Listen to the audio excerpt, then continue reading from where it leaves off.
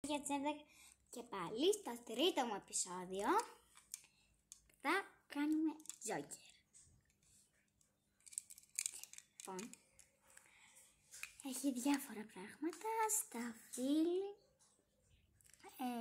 φράουλα, ντομάτα, αβοκάντο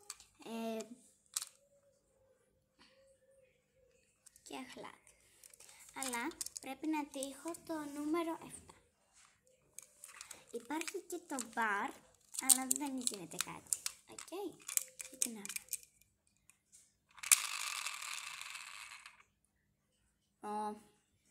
Πρέπει να τύχω 3 εφτάρια.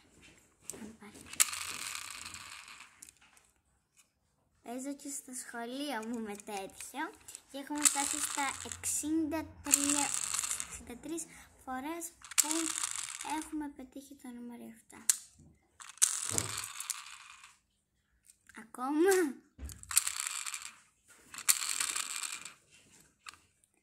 7! Ναι! Αντίο σας!